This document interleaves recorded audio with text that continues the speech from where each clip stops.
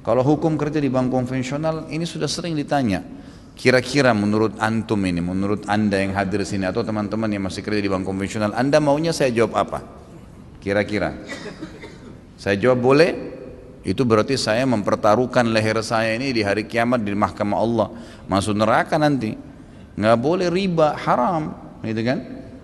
Jadi kadang-kadang subhanallah, ini mudah-mudahan penanya niatnya untuk mengetahui hukum ya. Tapi ada kadang-kadang teman-teman karena sudah tahu dirinya salah, sengaja bertanya, dibolak-balikan pertanyaan supaya ada jawaban iya. Nggak mungkin ustadz menjawab iya itu. Haram haram, halal halal, karena kami tahu itu pertanggungjawabannya berat hari kiamat gitu kan. Jadi teman-teman yang masih kerja di bank konvensional, anda sudah tahu ada fatwa MUI tentang masalah haramnya bunga bank, haramnya kerja di bank konvensional. Begitu pula dengan umumnya pendapat ulama dunia, tidak ada satupun yang mengatakan boleh sebenarnya.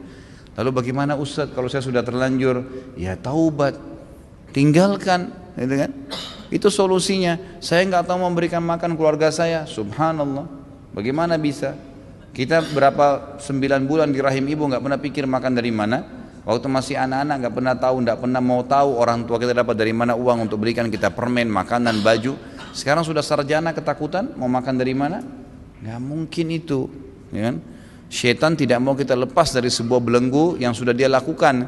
Orang yang berbuat kemaksiatan, terbiasa zina, terbiasa riba, terbiasa mencuri, terbiasa bohong, terbiasa dengan sebuah kegiatan, maka syaitan akan buat jaring-jaringnya supaya tidak lepas dari situ. Ranjau-ranjaunya banyak, beratlah, pertimbanganlah, beginilah, beragam macam. Bagaimana ulama mengatakan syaitan itu masuk ke dalam diri manusia, bisa dia menggoda orang untuk melakukan sebuah perbuatan buruk, atau bisa dia membuat orang lain bimbang dalam mengerjakan perbuatan kebaikan.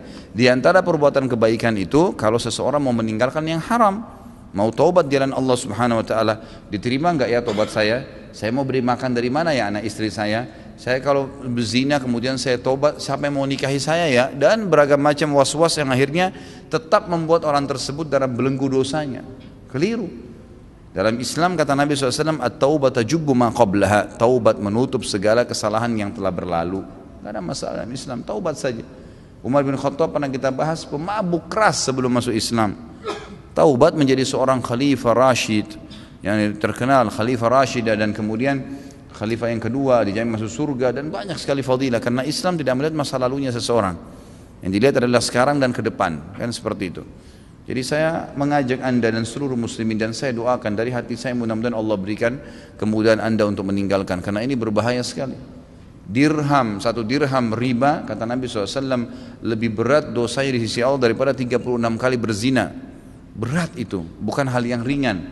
Makanya syaitan membelenggu kita di situ. Keluar saudaraku. Kalau hanya karena masalah dasi, hanya karena masalah kemeja, hanya karena masalah nama baik, hanya karena masalah sudah terlanjur dapat jabatan, dan itu semua anda mau pertahankan silakan, tapi konsekuensinya adalah ada hukuman dari Allah Subhanahu wa taala karena haram. Allah memberikan saudaraku semut di lubangnya makanan, lalu Allah tidak memberikan anda makanan? Nggak mungkin.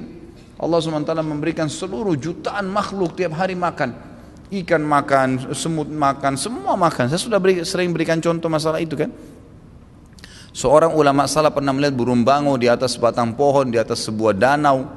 Ya, kemudian dia capek kerja di kebunnya, lalu kemudian dia keluar dari kebunnya, duduk di sebelah danau tersebut, lalu dia bilang, semoga Allah memberkahi hasil kerja saya hari ini. Artinya mudah-mudahan hasilnya maksimal nih. Allah SWT ingin memberikan pelajaran kepada dia, bagaimana memang Allah tidak akan mungkin pungkiri janjinya.